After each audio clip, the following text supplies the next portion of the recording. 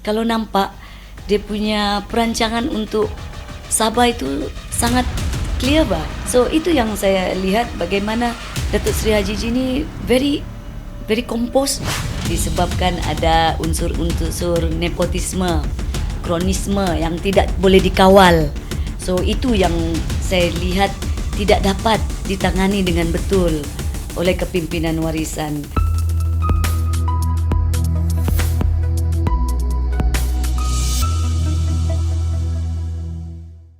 Hai, Assalamualaikum dan salam sejahtera. Anda sedang mendengar bicara Pilihan Raya 17 Sabah, yaitu satu platform di mana kita membincangkan isu dasar dan hala tuju politik Sabah menjelang pilihan raya yang akan datanglah.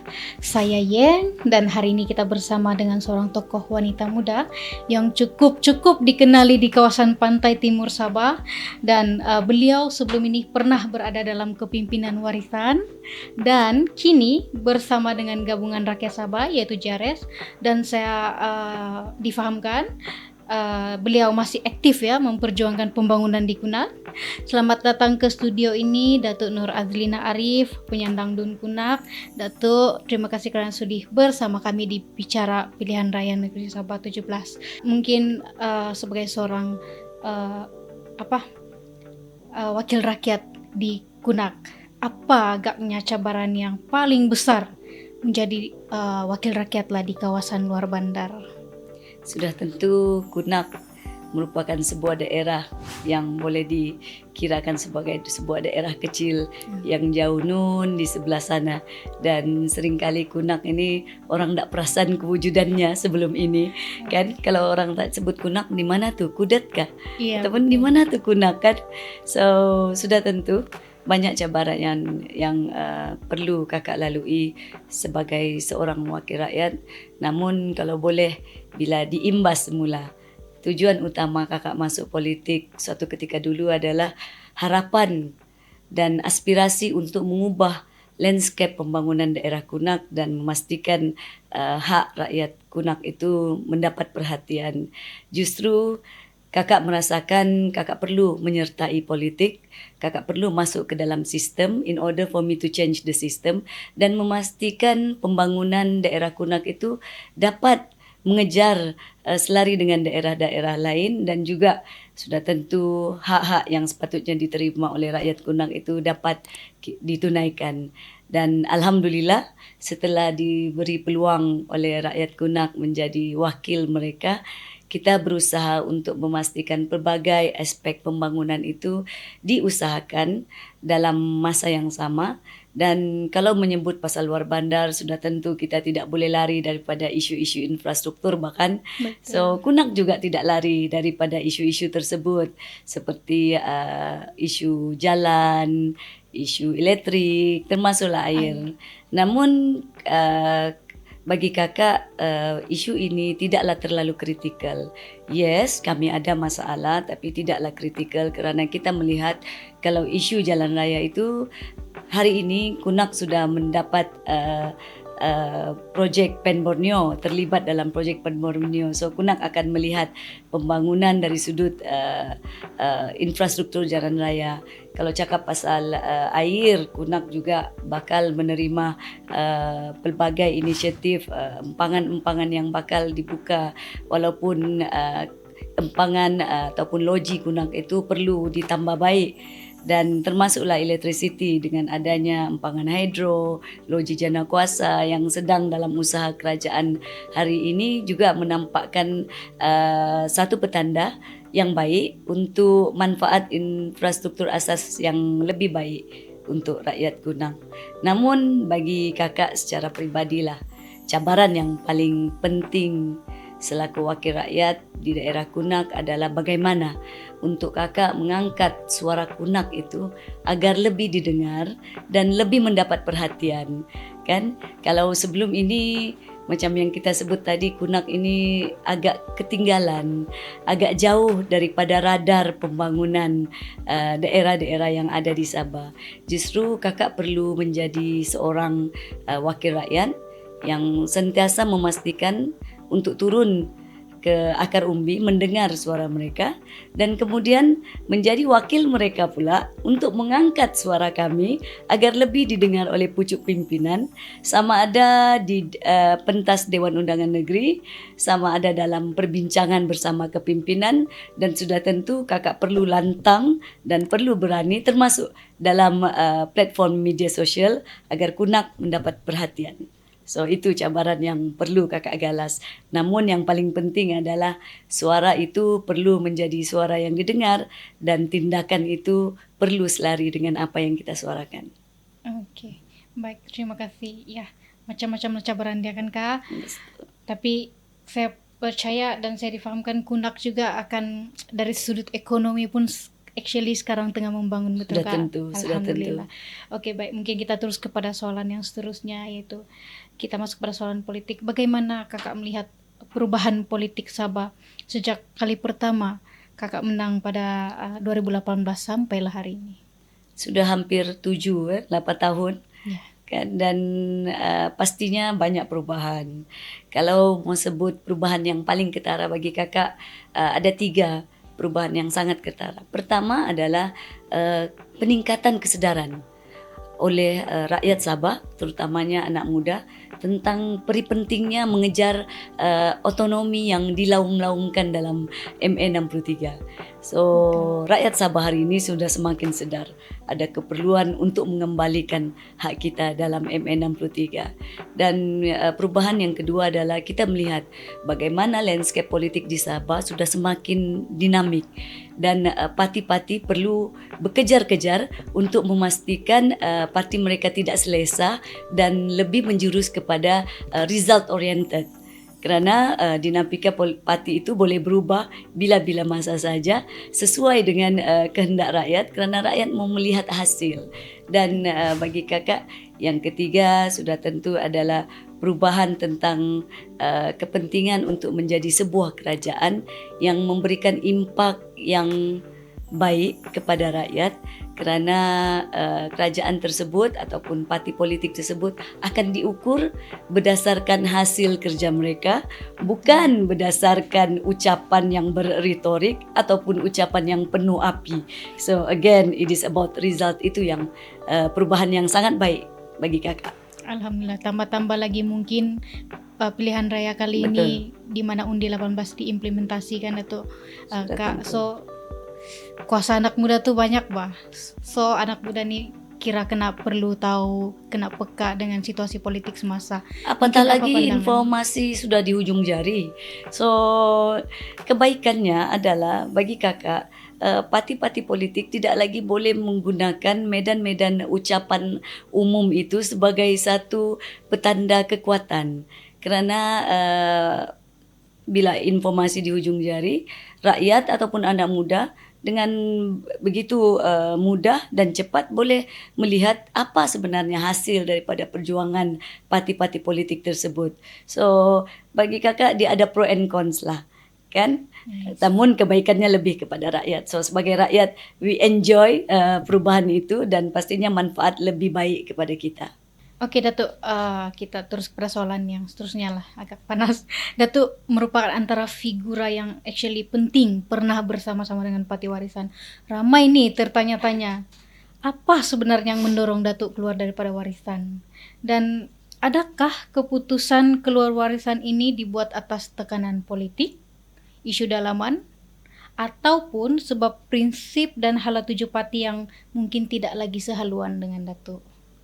Sebenarnya Yan, beberapa siri temu rahma yang pernah saya lalui sebelum ini juga bertanya soalan yang sama, dan saya telah menjawab soalan ini dengan sangat terperinci dan teliti. Justru untuk kali ini saya tidaklah mau mengulang-ulangkan kisah tersebut kerana for me saya mau move forward. Namun jawapan yang paling mudah Yan adalah yes. Semua yang disebutkan tadi adalah punca kenapa saya meninggalkan Parti Warisan, termasuklah tekanan untuk berbakti kepada rakyat, kemudian isu dalaman parti yang mana saya lihat prinsip yang pernah dilaung-laungkan dulu tidak lagi selari dengan apa yang dilakukan ketika itu, dan yang pastinya apa yang diperjuangkan tidak lagi konsisten daripada landasan dan janji awal. Walau bagaimanapun Yen, saya sangat menghormati warisan sebagai platform yang pernah saya sertai.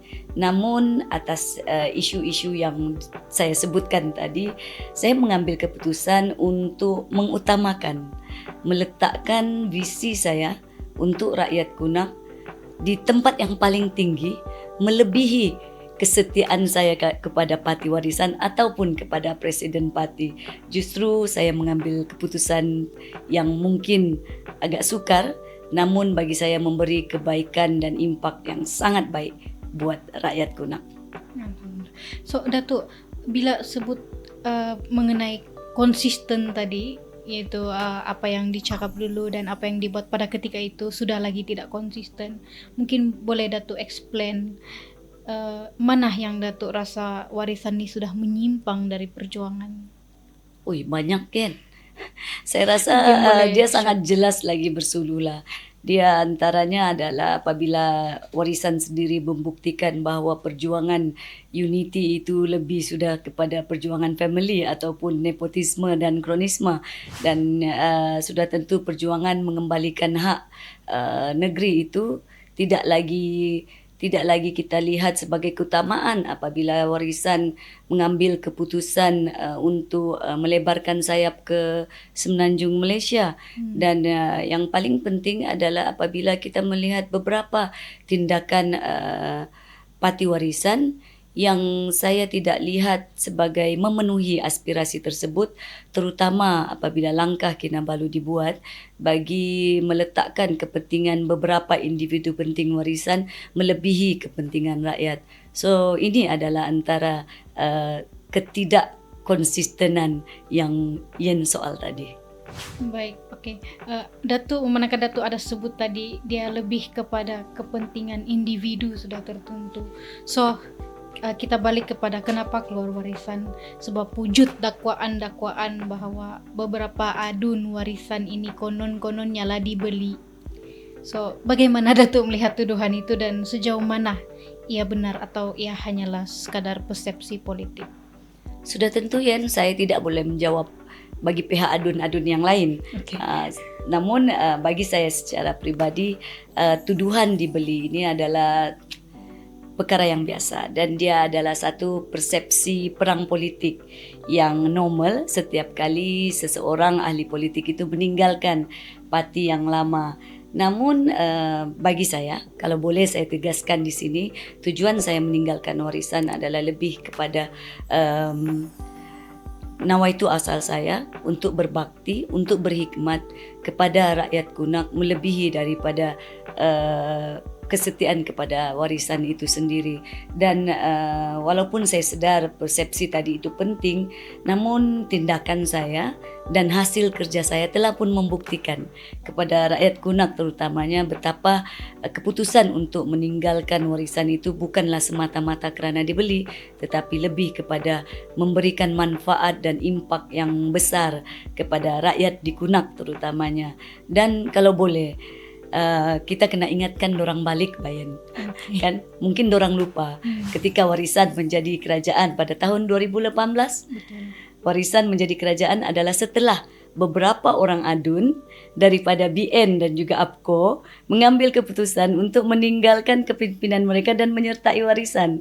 Dan adakah tindakan mereka itu kerana mereka membeli adun-adun? Sudah tentu mereka tidak mengakui perkara tersebut kan. Jadi dia ada double standard Bayan. Kalau dorang boleh, kalau kita tidak. Kalau kita dibeli, kalau dorang jadi apa? Jadi ulama, jadi perkara yang suci. So inilah persepsi jahat yang cuba dimainkan. Namun kalau boleh saya ulang berkali-kali, manfaat dan hasil kerja selepas meninggalkan parti warisan itu sangat ketara, terutama di daerah Kunak. So kiranya Datuk sudah membuktikan and then clear the air yang isu dibeli ni sebenarnya bukan fokus Betul. kepada rakyat Datuk. Betul. Alhamdulillah. Okey Datuk, selepas keluar warisan, bagaimana reaksi penyokong akar umbi Datuk di Kunak? adakah mereka paham dan menerima keputusan itu atau bagaimana? Fun fact ya Yen, untuk pengetahuan antara usul awal untuk saya meninggalkan parti warisan adalah datang daripada penyokong akar umbi saya. So mereka sendiri yang sebenarnya menemui saya dan memberikan nasihat dan cadangan untuk meninggalkan parti warisan. Justru kalau Yen tanya adakah sukar untuk saya memberi penjelasan, jawaban saya adalah agak mudah sebab cadangan itu datang dari mereka dan alhamdulillah ketika itu ya, untuk pengetahuan, lebih kurang 90%, lebih 90%. Kalau dalam istilah parti politik kita pakai cawangan, bahkan 90% daripada cawangan-cawangan daripada asal parti warisan yang bersama-sama saya beralih arah kepada JRS. Dan alhamdulillah selepas 3 hari, kalau cakap pasal akar umbi pula ya, selepas 3 hari pengumuman saya meninggalkan parti warisan, saya terus kembali ke kawasan, saya terus kembali ke daerah Kunang. Banyak perjumpaan-perjumpaan yang saya buat, banyak perbualan, banyak komunikasi bersama rakyat untuk memberi penjelasan.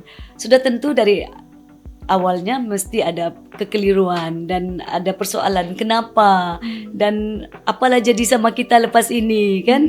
Namun alhamdulillah setelah memberi penjelasan dan mereka memahami, untuk pengetahuan Yen, hari ini selepas hampir 3 tahun daripada lebih kurang 80 cawangan, kini kami sudah ada 240 cawangan yang berdaftar secara rasmi dan aktif dalam memperjuangkan PJRS dan JRS. So ini membuktikan tindakan kita itu diterima oleh akar umbi dan diterima oleh rakyat Kunak. Alhamdulillah. Alhamdulillah, oke baik. Daripada warisan kepada JRS. Kenapa JRS dan apa sebenarnya faktor utama yang meyakinkan Datuk untuk bersama-sama dengan JRS? One thing for sure.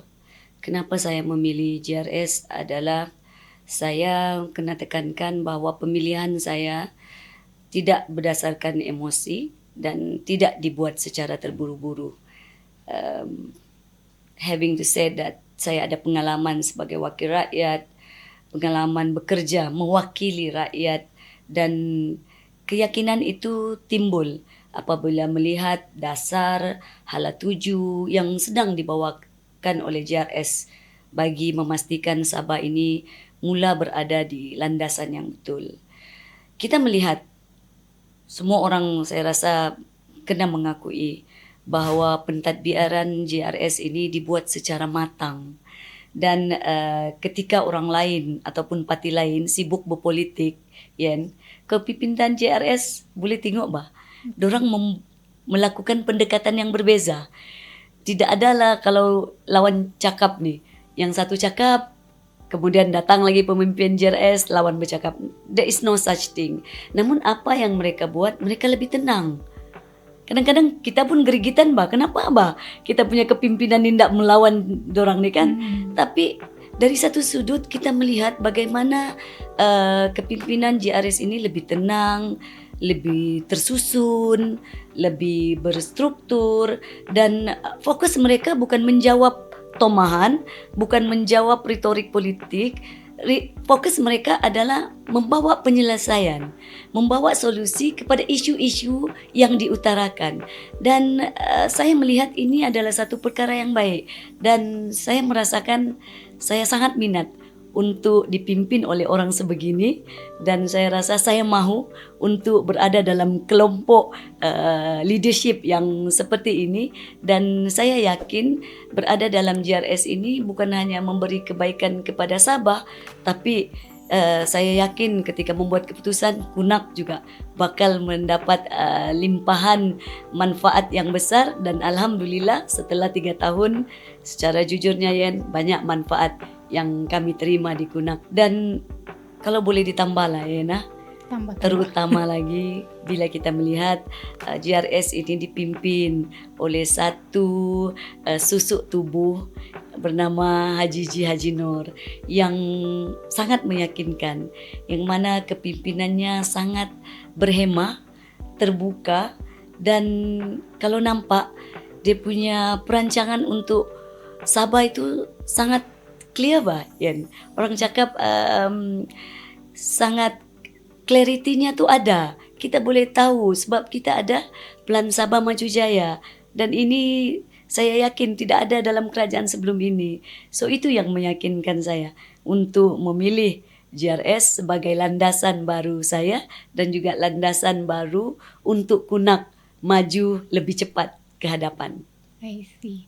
Kiranya yang saya paham lah Datuk dari penjelasan Datuk tadi, kenapa memilih GRS, mana Datuk sebut tadi, kalau dulu pemimpinnya berlawan-lawan, si A lawan, si B lawan, si A lawan, si B lawan. Tapi yang ini, bila si A menyerang, si B dia diam, tapi dia serang dengan cara yang lain, which is pendekatan yang berbeda, yaitu walk the talk. Betul Datuk. Betul. Oke, baik. Oke. Memandangkan tadi Datuk ada menyebut kepimpinan GRS. Oke. Yang cukup dikenali lah di Sabah ya. Pemimpin-pemimpin ataupun presiden-presiden parti. Baik. Apa rasanya ataupun mungkin Datuk boleh kongsikan beza kepimpinan Datuk Sri Haji Nur dengan apa yang Datuk alami di bawah warisan dahulu? Wow. Kena buat comparison ya. Mestilah. Alright. Saya harapkan saya dapat memberi penjelasan yang lebih profesional dan memberi perbandingan yang adil. Kalau boleh kita mula dengan Datuk Sri Haji Ji. Datuk Sri Haji Ji ni kan, kalau boleh nampak, dia punya pribadi orang yang steady bah. You know, dia sangat cool, dia sangat steady. Lepas tu fokus dia kan lebih kepada kestabilan. Dia apa pun dia buat, yang penting kerajaan stabil, negeri stabil, dan pelaksanaan projek pembangunan tu dia tahu. Kalau kerajaan tak stabil, tak boleh terbuat ni semua. So itu yang saya lihat bagaimana Datuk Sri Haji Ji ni very composed bah, kan? Dan dia ni jenis yang terbuka, mudah didekati, kan? Dan yang paling penting dia mendengar suara akar umbi, suara mendengar kepimpinan yang kecil seperti saya dan banyak lagi kawan-kawan wakil rakyat yang lain. Walaupun mungkin dia tidak dilihat sebagai satu tokoh politik yang banyak bercakap ataupun satu tokoh politik yang hebat berbicara ataupun berbahas, namun kalau kita lihat tindakannya, hasilnya sangat ketara. Kan walaupun tidak banyak dia punya wayang politik, kita mau hasil bahkan. Dan yang paling penting bila saya sebut tadi dia mendengar tu, dia sendiri mengetahui bagaimana keperluan rakyat di akar umbi itu perlu aplikasikan dalam pentadbiran. Contoh yang paling ketara adalah pelaksanaan rumah mesra SMJ. Kan apabila rakyat bersuara, kalau dulu zaman PPRT, kadang-kadang kalau kami lah kan di Kunak, kadang-kadang dapat 1, nanti tahun depan dapat 5, nanti tiada langsung. Kemudian kita lihat daerah lain ada yang dapat banyak. So tidak ada kesamarataan. Dan saya yakin sebagai seorang pemimpin yang mendengar akar umbi, beliau melihat ini sebagai satu keperluan dan beliau melaksanakan satu program yang mana memberi kesamarataan kepada semua daerah. Kalau Tuaran dapat 20, Tawau dapat 20, Penampang dapat 20, Kunak pun dapat 20. Siok kan? Kita rasa macam kita dilayan dengan adil dan saksama, kan? Dan bagi saya itu yang paling penting. Namun menjawab untuk Tapi Sosok yang kedua tuh itu sensitif sedikit lah kan. Tapi sebelum kita beralih pada sosok yang lain nih, yang seterusnya, mungkin itu dari sudut kepemimpinan Datuk Seri Hajiji dari segi pembangunan negeri Sabah, which is segala infra, segala rumah yang diberikan kepada rakyat. Mungkin melihat kepada kepimpinan dari sudut politik, di mana yang saya paham setakat ini belum pernah ada pemimpin ataupun ketua menteri yang berjaya mengumpulkan presiden-presiden parti di bawah satu bumbung. Exactly. So mungkin Datuk punya POV, Datuk punya thoughts on that? Bagi saya, this is very clear lah Yen. Leadership itu adalah tentang bagaimana kita menjadi orang yang didengar dan diyakini boleh memimpin dengan betul. Dua pemimpin besar daripada parti lain tu sering mewar-warkan dorang lah yang paling hebat. Tapi kenapa tidak ada pemimpin lain yang meyakini mereka? Sedangkan Datuk Seri Hajiji berbondong-bondong pemimpin yang meyakini kepimpinannya. So, itu adalah salah satu bukti yang sangat jelas bagi saya. So, again, bila kita lihat kepada kepimpinan warisan, bagi saya ada satu istilah yang saya gunakan. Kepimpinan warisan ini ketika mula-mula diperkenalkan dan ketika mula-mula menjadi kerajaan pada tahun 2018 sangat gairah untuk membuat pembaharuan. So semangat dorang tinggi untuk membuat pembaharuan. Namun ada kalanya bila terlampau gairah, bila terlampau bersemangat tu pelaksanaan semua menjadi terbatas. Disebabkan apa tahu Yan? Disebabkan ada dendam politik. Disebabkan ada unsur-unsur nepotisme, kronisme yang tidak boleh dikawal. So itu yang saya lihat tidak dapat ditangani dengan betul oleh kepimpinan warisan. Dan begitu juga kita melihat apabila keputusan-keputusan yang dibuat dalam kepimpinan warisan sering kali dibuat dalam keadaan yang tergopoh. Ataupun mungkin sedikit kasar agak serakah. Kelang kabut. Kita tengok bagaimana keputusan mereka untuk membatalkan konsesi Pen Borneo, membatalkan konsesi di jabatan air, sangat merugikan rakyat. Kan rakyat punya infrastruktur yang sepatutnya dinikmati beberapa tahun yang lepas tergendala. Betulkah? Betul. Pampasan yang besar terpaksa ditanggung oleh kerajaan negeri. Kan apabila berapa banyak 300 juta lebih konsesi air yang dibatalkan. So ini bagi saya kelemahan yang sangat ketara dalam kepimpinan warisan. Belum lagi kerajaan negeri di Saman Datuk. Itulah itu yang sampai kena bayar 300 juta tu kan.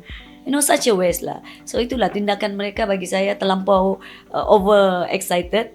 Namun dalam masa yang sama tidak mengambil perkiraan yang paling asas, iaitu manfaat kepada rakyat. Sepatutnya kalau rakyat yang diutamakan dan dendam politik ataupun kepentingan kronisme itu diketepikan, mungkin akan jadi lebih baik daripada apa yang berlaku. So mungkin jika boleh di-highlight kepimpinan warisan ini kelihatan mungkin caca merba, sebabnya adalah memang betul lah dendam. Tidak boleh dinafikan, dan bagi saya satu lagi kalau boleh saya mau add on adalah dictatorship lah. Apabila keputusan-keputusan itu dibuat secara silo dan keputusan itu tidak mendengar suara akar umbi, ini yang jadinya. Macam yang cakap tadi, caca merba lah. Oke, baik. Oke. Agak panjang ya soalan ini. Oke, baik. Kita terus pada soalan yang seterusnya. Bagaimana agaknya Datuk menilai kestabilan hala tuju sebenar JRS ini menjelang pilihan raya nih? Sudah tentu Yen, JRS punya peluang sangat besar. Bagi saya ada yang cakap ala YB ni macam terlebih yakin pula.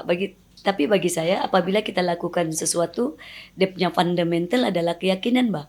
Kan kalau dah yakin kenapa kita mau buat? So saya sangat yakin melihat dengan track record dan semua yang telah dilaksanakan oleh kerajaan JRS, peluang yang sangat besar. Dan kita melihat landscape politik kita di Sabah ni lampau dinamik. sebab ada isu bangsa, ada isu agama, ada isu dasar dan otonomi yang kita perjuangkan daripada kerajaan persekutuan ini menjadi tumpuan semua rakyat. Rakyat mau tahu kan kalau mau menang apa yang kau perjuangkan, dan bagi saya kerajaan JRS satu demi satu membuktikan bahwa perjuangan mengembalikan hak kita dalam ME 63 itu direalisasikan secara teratur. Oleh itu PRN 17 ini keberhasilan JRS bergantung kepada keupayaan kita menunaikan janji-janji terutama pembangunan lah.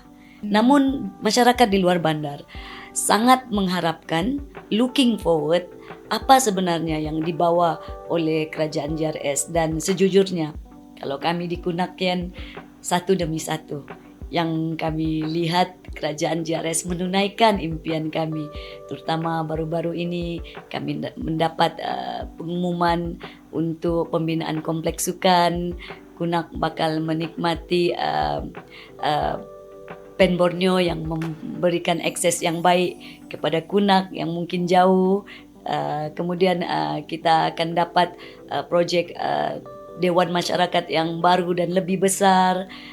Jeti di Pangkalan Kunak juga sedang dalam proses pembuatan, dan ini antara yang saya lihat akan menjadi asas kenapa kerajaan JRS akan diberi peluang. Oke Datuk, kalaulah diberi peluang untuk bercakap terus kepada Datuk Sri Syafie Apdal, apa rasanya message Datuk sekarang? Datuk Sri Syafie ya? Diberi peluang, okay, try to imagine that he's in front of me. Alright, thank you Yan. Datuk Sri Syafie, bolehkah kalau kita kurangkan retorik dan kita kurangkan wayang politik?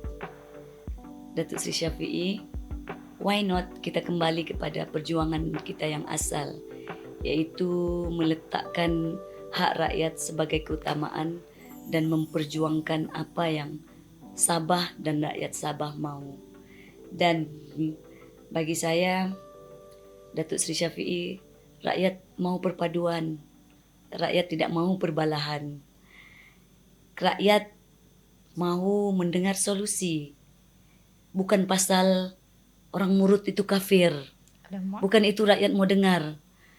Rakyat mau dengar apa yang kita buat untuk memajukan Sabah setanding dengan negeri lain. Bukan tentang memanggil orang Cina itu sebagai ekor. Bukan itu yang rakyat mau dengar. Rakyat bukan mau dengar orang KDM ini dihina sebagai kaum yang paling miskin. Bukan itu. So marilah Datuk Sri Syafie, why not kita fokus dalam memastikan hak rakyat, suara rakyat menjadi keutamaan dan meletakkan kepentingan politik Datuk Sri Syafie dan kroni-kroni Datuk Sri Syafie sebagai keutamaan. Mari kembali kepada Sabah dan perjuangan rakyat Sabah. Agaknya lah ini Datuk imagine akan bercakap depan Datuk Sri Syafie. Agaknya lah salah satu respon. Salah satu respon Datuk daripada apa yang salah satu respon Datuk Syafie berdasarkan apa yang Datuk cakap tadi. I believe having to say mengenali sosok tubuh kepimpinan beliau. Beliau bukanlah orang yang mudah untuk menerima pandangan orang lain. So bagi saya sudah menjawab soalan apa yang saya mau cakapkan. Namun penerimaan beliau itu I believe tidaklah semudah itu. I see. So kiranya apa yang Datuk cakap tadi tuh belum tentu lagi dia akan dengar. Betul kau cakap. Agak mustahil lah. I don't think so. Sebab saya pernah bersama-sama beliau. Saya pernah bekerja bersama-sama mereka. So saya sangat tahu. I see. Okay. Datuk, dalam pandangan Datuk lah kan, adakah parti warisan ini masih relevan di Sabah atau hilang sudah dia punya sentuhan dengan rakyat? Kalau secara keseluruhannya warisan masih relevan di 1-2 daerah saja, terutama di Semporna. Dan bagi saya kekurangan sokongan ataupun pengaruh itu sudah tentu adalah disebabkan perkara yang sangat menonjol, yaitu semangat asabiah ataupun nepotisme yang sangat ketara dalam parti warisan. agak-agaknya lah Datuk, dari sejak warisan pati warisan ini lahir sampailah sekarang, agak-agak ada berapa peratus pengurangan penyokong pati warisan daripada dulu sampailah yang latest sekarang nih? I believe lebih daripada separuh. To be honest with you, Yan, mungkin boleh kira sendiri berapa ramai wakil rakyat ataupun adun-adun daripada parti warisan yang meninggalkan, yang dimomokkan, dibeli itu tadi tu. Sedangkan to be honest with you, alasan utama adalah apabila perjuangan itu tidak sudah di landasan yang betul. Dan kalau di sudut kepimpinan jentera, berapa ramai ketua-ketua wanita, ketua-ketua pemuda yang telah pun meninggalkan parti warisan. Ini sangat ketara, Yan, dan ini tidak boleh dinafikan oleh parti warisan sendiri. Dan kekurangan sokongan dan keyakinan ini adalah atas dari tindakan-tindakan mereka sendiri.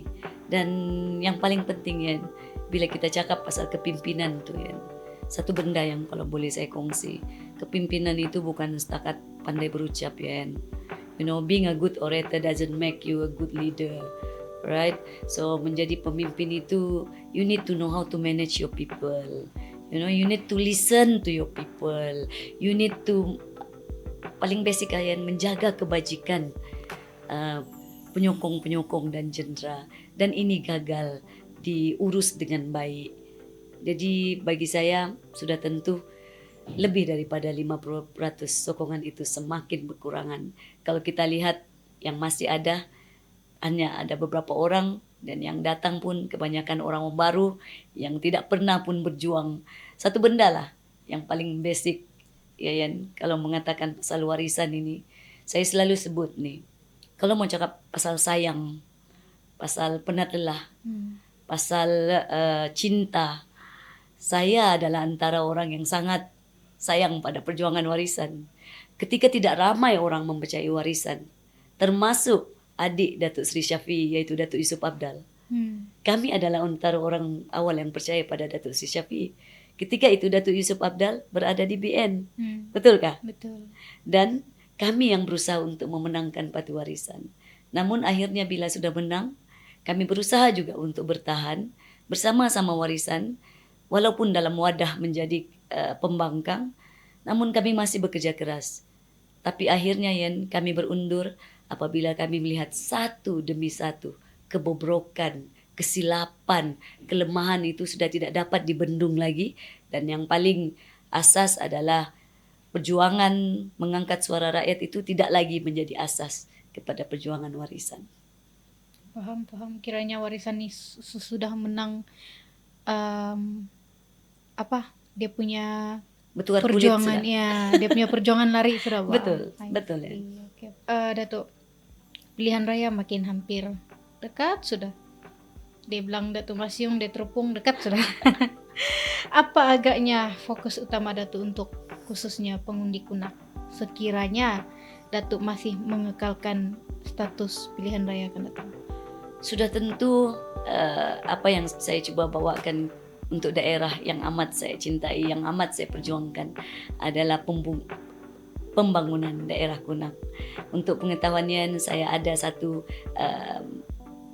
kajian yang secara detail yang dibantu oleh Institut Kajian IDS yang sangat teliti tentang apa hala tuju plan strategik kita untuk membangunkan daerah Kunak. So sudah tentu apa yang saya akan lakukan sekiranya saya diberi peluang sekali lagi menjadi wakil kepada rakyat di daerah Kunak adalah untuk saya meneruskan semua perancangan sedia ada, memastikan kompleks sukan daerah Kunak disiapkan, memastikan dewan masyarakat yang baru disiapkan, memastikan jeti yang sedia ada ditambah baik, memastikan aktiviti pelancongan di Kunak lebih aktif selepas ini, memastikan bandar baru daerah Kunak dilaksanakan dengan jayanya. So ini sangat penting untuk kami laksanakan. Namun di sebalik semua ini jauh lebih penting adalah untuk mengekalkan kerajaan sedia ada. Kerana saya melihat bagaimana kerajaan sedia ada, yaitu kerajaan JRS, sangat adil dan saksama dan mendengar suara kami di daerah Kunak, dan pastinya dengan adanya kerajaan yang seperti ini lebih memudahkan kerja-kerja membangunkan daerah Kunak supaya ke depan nanti ndak sudah ditanya di mana tuh Kunak. Datuk, mungkinlah apa agaknya message Datuk kepada pengundi muda di Sabah yang akan jadi pengundi nanti pilihan raya umum nih. So dan anak muda nih juga sering dikaitkan dengan dorang nih skeptikal betul dengan politik Sabah. Apa nasihat Datuk? Sudah tentu buat semua anak-anak muda, terutama di daerah Kunak yang mungkin skeptikal, kadang-kadang ada yang cakap ala politik nih siapapun memerintah kami begitu-gitu juga kan. Kami sama aja tuh. Tapi anak-anak muda, buat adik-adik saya, kena paham satu perkara, bahwa peluang kalian untuk menjadi penentu kepada kerajaan sedia ada perlu kalian gunakan dengan sebaik mungkin. Kalau ambil contoh di Kunak yang sebelum undi 18, jumlah pengundi di Kunak hanya 14,000. Namun selepas undi 18 sudah naik ke 24,000. So penambahan lebih 10,000 orang pengundi yang kita yakini daripada anak-anak muda. Justru anak-anak muda, saya mengharapkan agar anak-anak muda kena faham bahawa penyertaan kalian dalam menentukan kepimpinan Kunak, dalam menentukan kepimpinan kerajaan ini sangat penting. Kerana kalau cakap pasal Kunak ni kita punya tanah bah. Betul. Nenek moyang kita bagi kita pusaka untuk kita jaga kita punya kawasan. Kita kena pastikan daerah kita ini dipimpin oleh orang yang betul. Saya punya kerisauan adalah kalau kita salah memilih pemimpin, kita akan menyesal sampai kesudah. Dan kalau kita memberikan orang lain tanah kita, apa akan jadi kepada generasi yang seterusnya? Jadi penyertaan anak muda itu sangat penting, dan paling penting sebagai seorang kakak, sebagai seorang ibu, Umi. Saya dipanggil Umi di Kunak. Kalau budak-budak muda panggil Kak YB, gelaran Umi YB itu sangat sinonim dengan saya.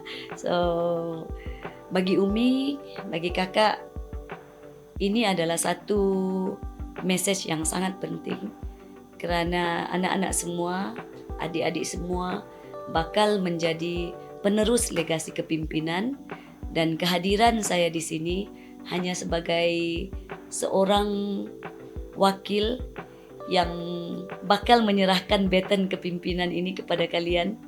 Namun untuk sekarang, untuk pilihan raya kali ini amat penting untuk kita bersama-sama bersatu hati menjaga daerah, menjaga negeri yang kita cintai agar dipimpin oleh orang yang betul-betul jiwanya, hatinya menyayangi kita semua. Oke, baik. Thank you Datuk kerana sudi berkongsi secara terbuka pandangan dan harapan serta nasihat-nasihat menjelang pilihan raya Sabah ke-17 ini. Dalam dunia politik yang sering berubah, apa yang kekal ialah nilai, kejujuran, keberanian, dan tanggung jawab kepada rakyat. Okay?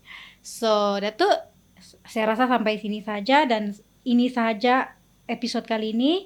Jangan lupa untuk ikuti siri podcast Bicara Pilihan Raya ke-17 Sabah pada episod yang seterusnya. Itu sahaja. Assalamualaikum dan bye-bye.